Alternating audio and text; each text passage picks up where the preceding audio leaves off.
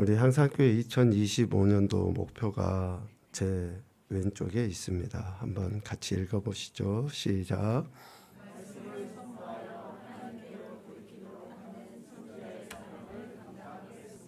아멘. 잊어먹고 계셨겠지만 이게 우리 2025년도 목표예요. 우리가 하나님의 말씀을 전하는 선지자로서의 삶을 실질적으로 살아가보자 라는 그런 목표를 가지고 25년도를 시작했는데 이제 8개월의 시간이 지나고 9개월로 접어들었습니다. 얼마나 우리가 하나님의 말씀을 내 삶에서 살아내고 또 증거했었는지를 찬찬히 잘 생각을 해봐야 될 것 같습니다. 그래서 우리는 연초부터 호세아서의 말씀을 가지고 하나님께서 이 시대 말에 우리에게 하신 말씀을 듣고 또 그 말씀을 들어야 될 세대 가운데 우리의 삶을 살아가고 있는 것이죠. 하나님이 호세아 선지자를 통해 하신 말씀의 핵심은 하나님께로 돌아가자. 하나님을 알자. 힘써서 알자라는 것을 하나님이 호세아 선지자를 통해 악한 세대, 음란한 세대, 이름조차도 모르는 우상들을 섬기는 세대에 대해 하나님이 외치게 하셨던 것이죠. 지금 이 시대에도 가장 필요한 것이 뭘까? 하나님께로 돌아가는 것이다. 각양의 우상을 섬기는 것에서 벗어나서 하나님께 굴복하는 것, 하나님을 경외하는 것이 이 시대에 꼭 필요한 것이다. 모든 혼돈, 공허, 흑암이 판치고 있는 이 세대 속에 질서와 충만, 빛 가운데 살아가기를 하나님은 기대하고 계시는 것이죠. 그런다 치면 하나님께 돌아가는 방법밖에 없습니다. 하나님을 향해 마음을 두고 하나님 앞에 무릎 꿇어 굴복하는 것이 이러한 혼돈과 공허와 흑암 속에서 벗어나 참된 소망을 갖고 살아가는 유일한 길이라는 것이죠. 그래서 하나님께로 돌아갑시다 라고 이야기하는 거예요.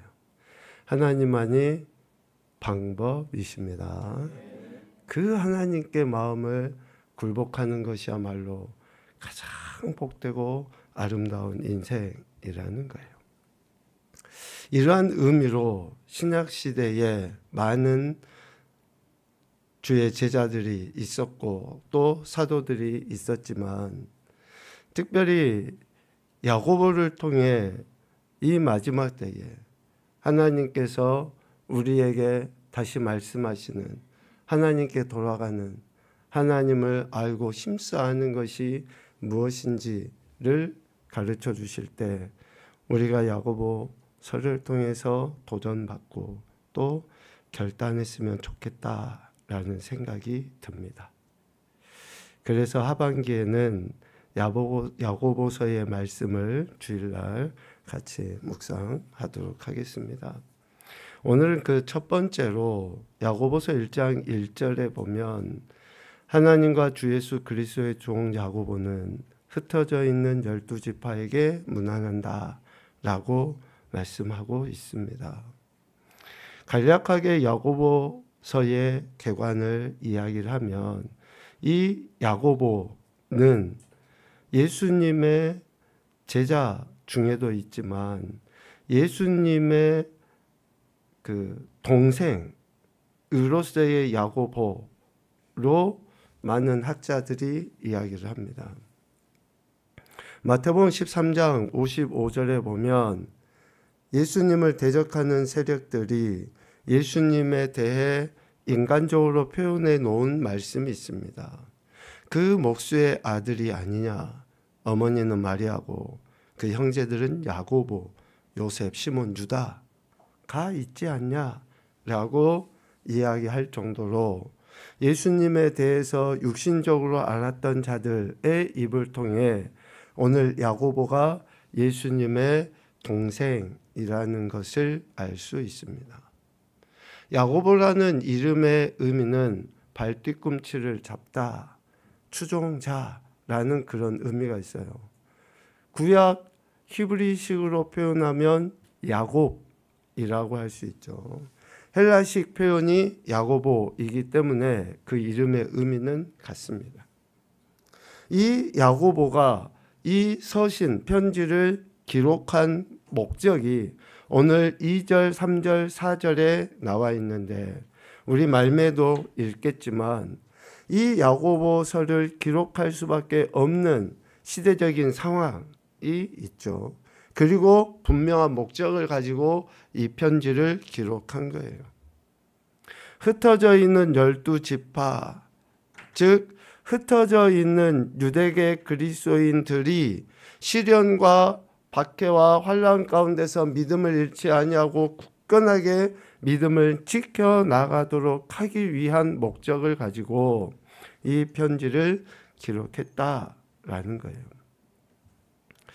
이러한 목적에 부합하게끔 이 편지를 받아 읽은 오늘 저와 여러분은 우리가 처한 시련과 환난과 어쩌면 역경, 박해, 또 각양의 크고 작은 문제들 앞에서 우리가 해야 될 것은 뭡니까? 믿음을 지키는 거예요.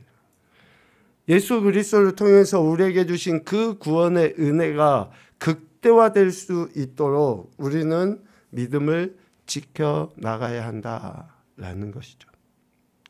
그래서 우리가 야고보서를 읽으면서 또 깊이 묵상하면서 하나님이 오늘 저와 여러분에게 그리고 지금 이 마지막 때에 여러 시련과 연단 가운데 살아가고 있는 이들에게 이 말씀을 전하는 것으로 인해 저들에게 참 소망을 주어야 한다라는 생각을 하게 됩니다. 그러면 야고보가 어떤 인물이었는지를 먼저 살펴봐야 될 것 같습니다. 예수님과 함께 성장한 형제인 야고보잖아요. 그런데 예수님과 함께 성장한 형제들이었음에도 불구하고 처음에는 예수님을 그리스도로 알지 못하고 믿지 못합니다. 요한복음 7장 말씀에 보면 예수님의 형제들의 그러한 태도에 대해서 이야기를 해요. 예수님께서 수없이 많은 기적과 이적과 능력을 나타내 보일 때에 예수님의 형제들은 예수님이 유대로 올라가서 많은 사람들 앞에서 예수님 자신을 나타내 보이기를 바랬어요. 저들이 예수님께서 이러한 기적과 이적을 더 많은 사람들에게 나타내 보이기를 기대했던 것의 근본 마음의 태도가 뭘까요? 아니, 우리 형이 소위 잘 나갔는데, 우리 형이 이런 능력도 나타냈는데, 많은 사람들로부터 추앙을 받는데 하면서 자신들에게도, 야고보에게도 무엇인가 그러한 이익이 있지 않을까 하여 예수님이 많은 사람 앞에 드러나 보여지기를 기대했던 것이죠.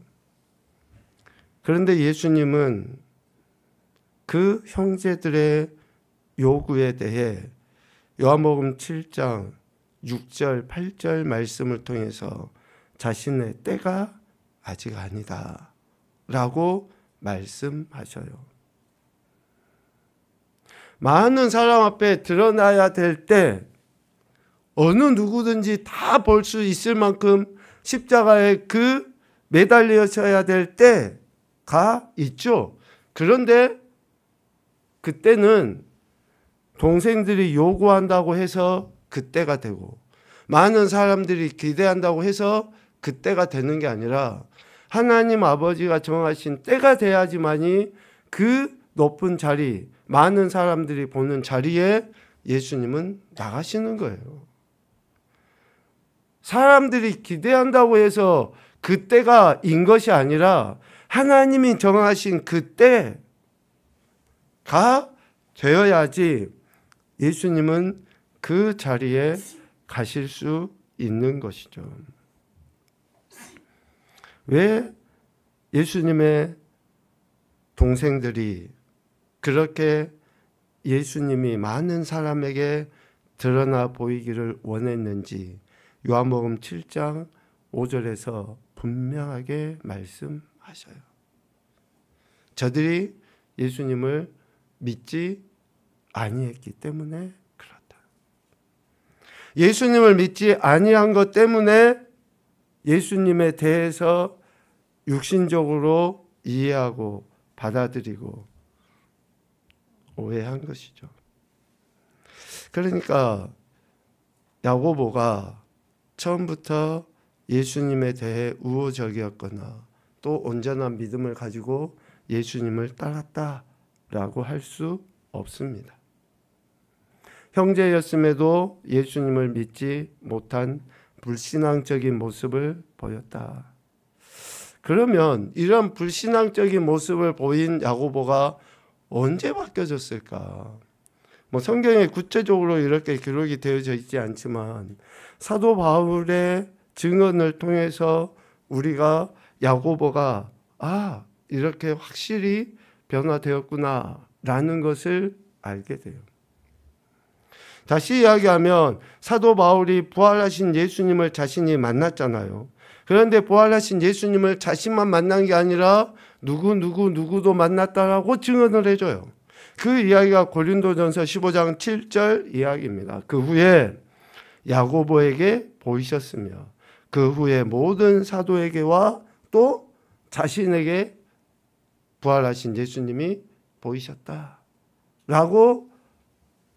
사도 바울이 증언합니다. 그러니까 예수님에 대해서 육신적으로 알고 또 형제였음에도 믿지 못했던 야고보의 변화는 어디서부터 일어났습니까? 부활하신 예수님을 만남으로부터 일어난 거예요. 사도 바울의 회심 역시 부활하신 예수님을 다메섹 도상에서 만나봄으로 인해서 회심한 거 아닙니까? 오늘 우리가 진정으로 변화되어지는 그 시작점은 부활하신 예수님을 만나는 것에서부터 시작돼요. 예수님을 만난 감사, 감격이 없이 우리가 하는 그 행위들은 다 의식적이고 종교적인 행위에 지나지 않을 수 있어요. 그러나 부활하신 예수님을 만난 인생은 실제적으로 삶의 변화가 일어나게 됩니다.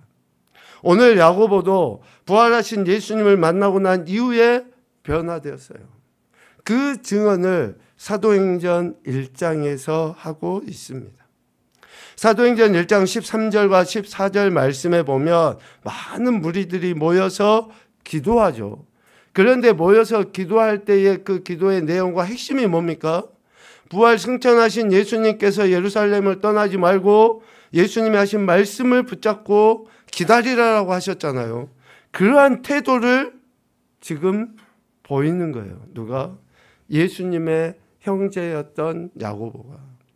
부활하신 예수님을 만난 야고보가 이렇게 회심한 것뿐만 아니라 이제는 간절히 하나님 앞에 더 큰 은혜와 능력을 구하는 자로 변화되어지는 거예요. 다락방에 올라가서 보니까 베드로, 요한, 야고보 쭉 이렇게 사람들이 모여서 마음을 같이하여 오로지 기도에 힘썼다. 예수의 아우도 있었다라고 이야기하는 거죠. 불신앙적인 모습을 보였던 야고보가 부활하신 예수님을 만나고 이제는 성령 충만하여 그 예수님을 증거하는, 그래서 사도 바울은 갈라디아 교회 편지를 쓰면서 이 야고보가 교회의 어떠한 존재다? 기둥과 같은 존재다라고 증언해요. 갈라디아서 2장 9절 말씀에 보면 또 기둥같이 여기는 야고보와 게바와 요한도, 그러니까 처음에는 인간적이었고 육신적이었던 야고보, 형으로서만 이해했던 예수님에 대해서 이제는 그리스도로, 메시아로, 자신을 구원하실 완전한 구원자로 예수님을 고백하는, 더 나아가서는 그 예수님을 증거하는 일을 감당하는 인생으로 변화되어졌다라는 것입니다. 여러분, 예수님을 만나셔야지만이 됩니다. 예수님 꼭 만나셔야지 돼요. 말씀을 통해서, 또 그 말씀을 붙잡고 기도하는 것을 통해서 성령 하나님께서 감동 감화하시사 그러한 예수님을 인격적으로 만날 때 진정한 믿음을 가질 수 있습니다. 믿음을 가질 뿐만 아니라 그 예수님을 증거하는 증인으로서의 삶을 살아갈 수 있고, 더 나아가서는 성령 충만하게 하신 하나님의 은혜를 경험하여 지금 처한 이 땅의 삶의 현장에서 하나님의 은혜를 누리고 조금 더 전할 수 있는 그런 능력의 사람들이 되는 거예요. 여러분, 말씀을 많이 깊이 읽으십시오. 그래서 예수님을 인격적으로 만나는 경험을 하셔야지만이 됩니다. 그래야지만이 오늘 야고보와 같이 변화된 삶, 예수님을 증거하는 증인으로서의 삶을 살아갈 수 있게 되는 것입니다. 야고보가 예수님을 증거하는 증인으로서의 삶을 살아갈 때 가장 먼저 고백한 것이 오늘 1장 1절 전반부예요. 하나님과 주 예수 그리스도의 종 야고보는 자기 자신에 대해서 이러한 분명한 정체성을 고백할 수 있게 된다라는 것이죠. 여기에 중요한 교리가 있습니다. 하나님과 주 예수 그리스도, 즉 하나님과 예수 그리스도를 동일하게 고백을 하고 있어요. 이게 왜 중요하냐면 사도 바울도 또 베드로도 다른 어떠한 믿음의 선진들도 삼위일체의 하나님에 대해 분명한 신앙 고백을 하고 있기 때문에 중요해요. 하나님과 주 예수 그리스도라는 말을 결합해서 하나님과 예수 그리스도가 동일 본체이시다 라는 것을 이야기합니다. 이 동일 본체에 대한 분명한 신앙의 고백은 이미 빌립보서 말씀을 통해서도 우리가 익히 알고 있는 바이죠. 야고보는 자신이 믿고 있는 예수님이 하나님과 동일한 분이시라고 하는, 당시 사도 바울이나 믿음의 사람들이 고백하는 그 고백을 동일하게 고백하고 있다라는 거예요. 그러니까 오늘 우리의 신앙의 고백의 가장 첫 번째는 뭐가 돼야 됩니까? 하나님과 예수 그리스도가 한 분이시라는 고백이에요. 하나님과 예수 그리스도가 한 분이시고 하나님과 성령 하나님이 한 분이시고 예수님과 성령님이 한 분이시라고 하는 이 신앙 고백이 우리 안에 가장 먼저 고백되어져야 한다라는 것이죠. 그리고 또 하나, 앞서 이야기한 것처럼 하나님과 주 예수 그리스도의 종 야고보는 혈육이잖아요. 어렸을 때부터 같이 자라왔잖아요. 어쩌면 치고받고 싸우기도 했을는지 몰라요. 그런데 예수 그리스도를 구원자와 왕으로 고백하는 이러한 신앙의 고백 안에 이제 더 이상 자신은 예수님의 피를 나눈 형제라는 것보다 더 명확한 자신의 신분이 무엇인지 야고보는 깨달아 알게 된 거예요. 종이라는 겁니다. 종. 자신의 신분은 하나님과 예수 그리스도의 종. 더 이상 한 개인으로서의 자신이 주체적인 존재가 아니라 하나님과 예수 그리스도의 소유된 자라는 그 고백을 하고 있습니다. 왜 이 고백이 오늘 우리에게 중요합니까? 저와 여러분은 하나님의 종이에요. 다 하나님의 것이라고요. 우리가 이 고백을 제대로 하지 않기 때문에 여전히 내가 살아서, 여전히 내가 주인 행세를 하고, 여전히 내 뜻대로, 내 계획대로, 내 방식대로, 방법대로 그렇게 마음대로 살아가는 거예요. 내가 주인이니까. 그런데 오늘 야고보와 같이 부활하신 예수 그리스도를 만나고 성령 충만한 인생들은, 사도 바울도 그렇고 베드로 장로도 그렇고 누구든지 그렇게 주님을 인격적으로 만난 인생들은 더 이상 내가 아니라 그분의 종이라고 하는 고백을 빼놓지 않고 신앙 고백과 같이 늘상 그 고백을 하였다라는 것이죠. 빌립보서 1장 1절과 베드로서 1장 1절 말씀을 이어서 같이 보겠습니다. 시작.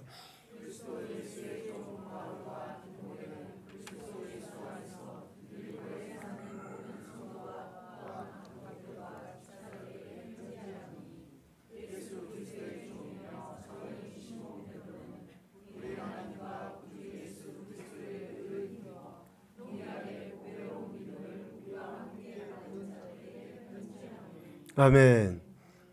동일하게 똑같이 고백하는 게 예수 그리스도의 종이라고 고백하는 겁니다. 오늘 저와 여러분이 하나님의 종, 예수 그리스도의 종이라는 그 분명한 정체성을 잊지 않았으면 좋겠습니다. 이렇게 종으로서 야고보는 이제 흩어져 있는 12지파에게 편지를 통해 문안합니다. 우리가 아는 것처럼 사도 바울은 이방인을 위한 종으로 부름을 받았죠. 그런데 야고보나 또 베드로 같은 경우는 유대인에게 보냄을 받은 제자들로, 사도들로 사명을 감당합니다.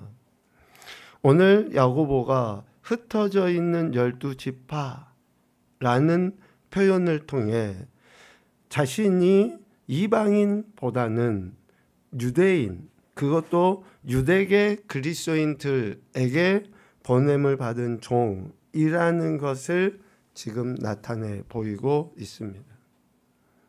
시기적으로 스데반 집사가 순교하고 난 이후에 더 박해가 심해졌잖아요.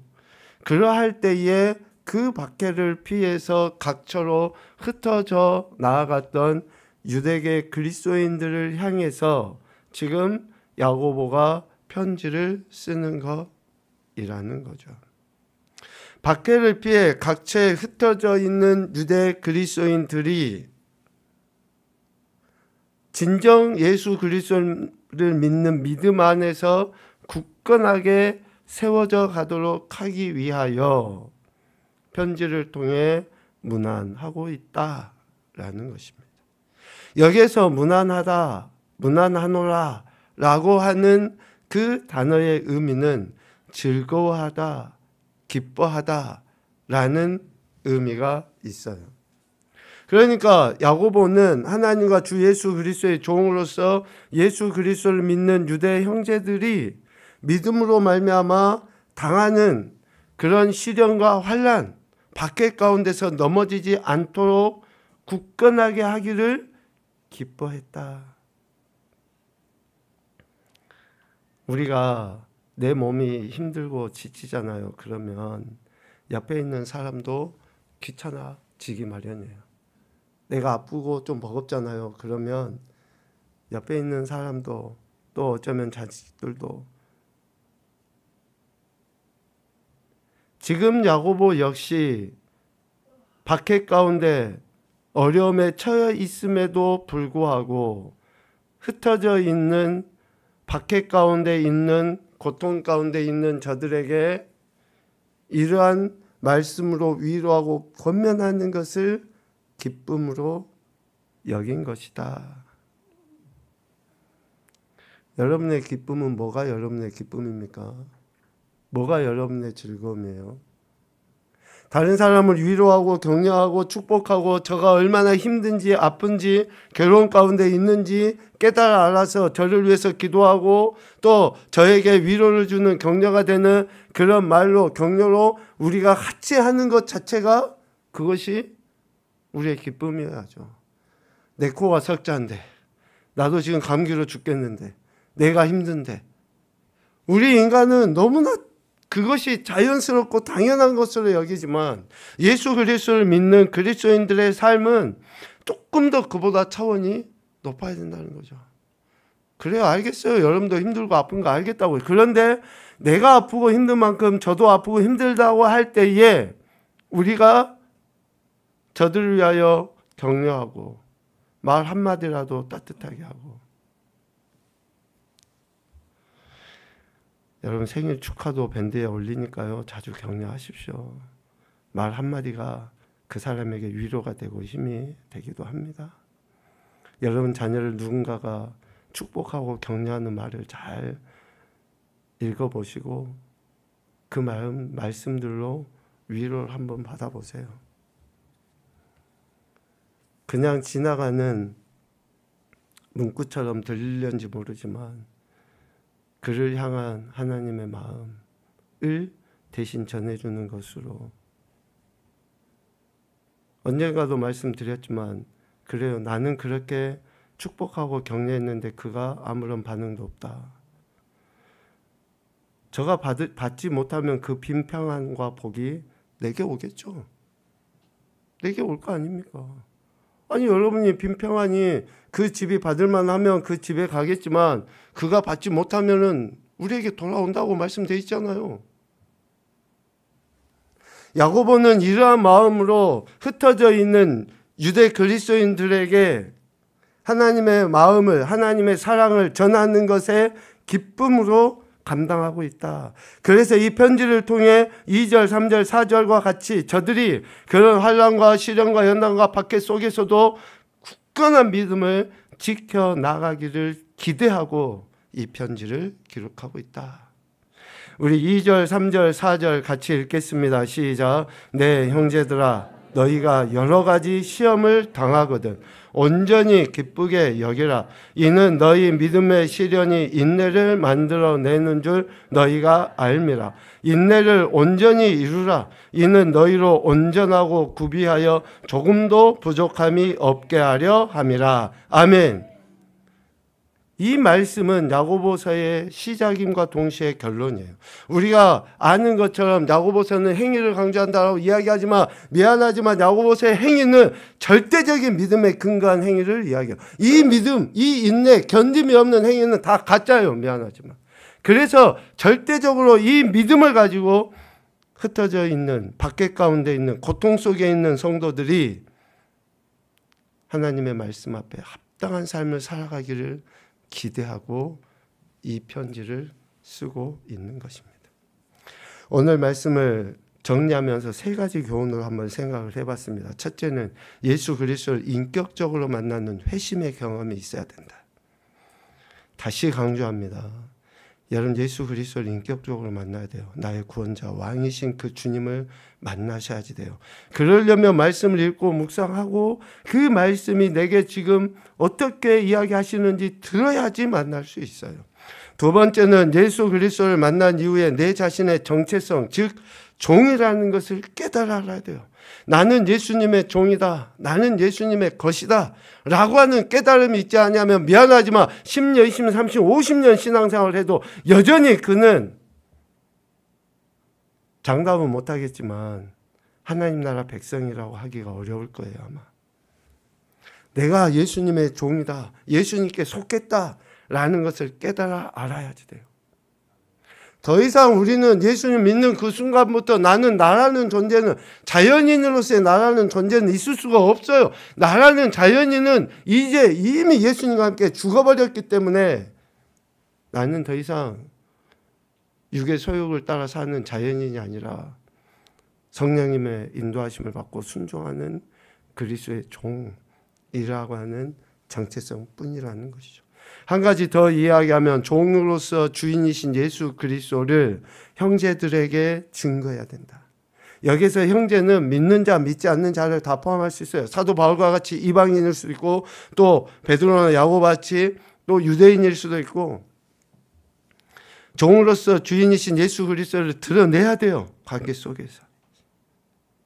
우리를 구원하신 목적이 바로 여기에 있기 때문에 그렇습니다. 그 예수님을 드러내고 증거하는 것이 오늘 우리가 이 땅에서 삶을 살아야 될 이유예요. 여러분, 예수님을 증거하면 증거할수록 우리의 믿음은 더욱더 굳건해져 갑니다. 우리 아이들에게 가르쳐 본 사람은 더더욱더 내가 가르치고 있는 것에 대해서 확신을 갖게 되어 있어요. 그래서 내가 예수님을 전하면 전할수록 내가 가지고 있는 믿음, 내가 하고 있는 이 신앙의 삶이 조금이라도 더 바르구나라는 것을 확신하게 돼요. 그런데 전하지 않고 가르치지 않잖아요. 그러면 가장 먼저 내가 흔들려요. 가장 먼저 내가 흔들려. 내가 믿고 있는 것이 진짜인가? 조금만 문제 생겨도 안달복달하고 염려, 근심, 걱정하는 그런 행태들을 보이는 거죠. 하나님이 오늘 저와 여러분을 구원하신 줄로 믿습니다. 구원받은 우리는 더 이상 세속에 속한 것이 아니라 하나님께 속한 종이라는 것을 분명히 깨달아 알으시고, 이제 삶의 현장에서 우리를 종으로, 자녀로, 백성으로 삼아주신 예수 그리스도를 증거하는 것으로 우리의 믿음을 나타내 보이셔서 하나님께 더 큰 영광 올려드리시는 그런 귀하고 복된 인생들이 되시기를 주님의 이름으로 축복합니다. 아멘.